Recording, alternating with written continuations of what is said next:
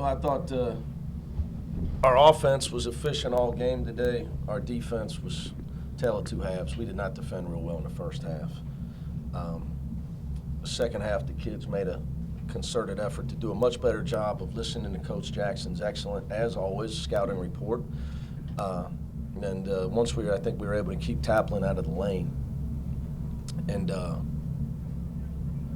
do a much better job of containing him, the game changed. I don't have the flow sheet, but they didn't score a whole lot in the first 10 minutes of the second half. And we took care of the ball, and we kept him out of the lane and stepped our defense up. 9 turnovers at halftime. The only thing that was stopping us in the first half was our turnovers. We shot 62%. But our defense was way, way better in the second half. What did you do in the second half? It looked like they were getting inside. I just said it. We kept Taplin out of the lane, and the game changed. How did you feel about the little ceremony after the game? Oh, it was nice. I appreciate Mike Bone for doing that. Appreciate it. It's nice. Say anything to your players afterwards about 300? I don't talk about stuff like that. You know, I'm talking to my players about what we got to do to make a run in March. You can't come out and ignore the scouting report defensively and let a team score like that, especially in your own gym. I know what wins games. I've been fortunate. I grew up with a great coach as a father. Jim Leon was the cream of the crop when I worked for him at Woodward. Obviously Bob Huggins and Rick Pitino. So I've been around what it takes to win. So you cannot. They have a point guard that breaks you down. You got to keep him out of the lane. You got to make them. Once they had to find other ways to beat us, we were in good shape. He's really good. He can break you down. He finds the open man, and he can finish. Where does the game ball go? I know you said it's just another win for you. Is that something that goes in your house somewhere? Not that we're ever going to hang out, but in all seriousness, my house, I don't even have, it doesn't have stuff on it. I don't have that type of stuff. My daughter's pictures are all over the house. I don't, my staff, they'll use that stuff for recruiting. I'm bad at that. I should be better at it, in all seriousness, I should be better at that stuff. My house is pictures of my daughter all over the place. Very, very, very few things like that. I did ask them all to sign it, though, for me. Even if we did hang, it'd be on the golf course, probably. Exactly. Maybe tomorrow. I'm down. All right, it's nice out. Let's everybody just get out of here. Go enjoy the day. A little bit. Obviously, Coach values not turning the ball over, and we value it too. But he was just worrying about our defensive intensity and effort.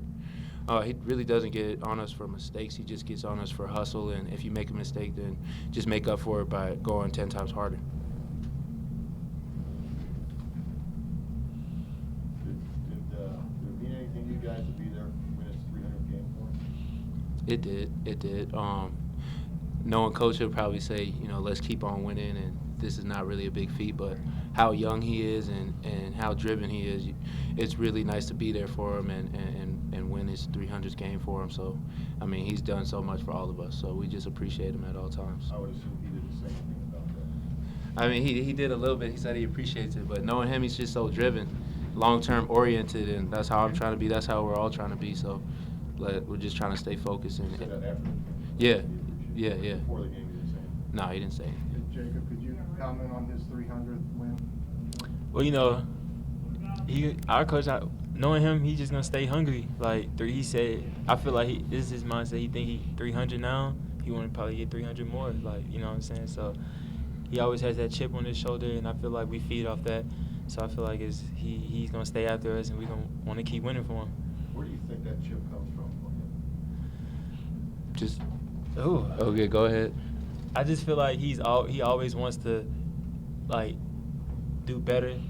He always wants to reach the top. So I feel like he's just always fighting for success. So I feel like that's always a chip on his shoulder.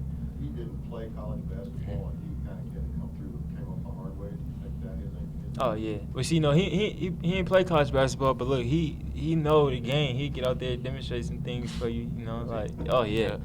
Did he ever tell you dunked in high school? Oh no, I never. When did heard he say that? We never did it, but. Oh, I was about to say. He told players that he did it. He had some picture of doctor that showed him dunking. Oh, I gotta see this picture. Hey, Jacob, this was probably your top offensive game, in a while, I Mhm. guess. You came out pretty hot. What was the difference for you this time? Just trying to be aggressive. I know when I'm aggressive, offensively and defensively, I feel like it just helped the team. Like I can't just float around on the offense and just being passive or like just shooting jump shots. I gotta attack the goal. I gotta just do everything that I know I'm capable of doing. And I feel like I just gotta keep being aggressive on both ends of the floor, and I feel like it'll help our team out. Kyle, there's a 18 rebound difference from when you were down there to when you were back here. Obviously, it was a focus, but what were you guys able to do to keep them off the glass and keep them limited? Just have that mentality. Going back on what Coach has been saying and how he's transformed my game. He's saying he'll get on me all practice up about being physical, beating blockouts, and always being defensively aware so he could get those rebounds. And he said he keeps on telling our team and a message to me saying that talent's not our problem.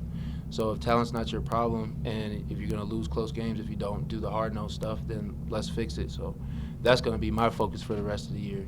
It's just beating blockouts, fighting for position. Everything else will fall into place. What did it mean to you guys to see Troy make a few shots after the way he's been struggling? It feels good. That's our captain.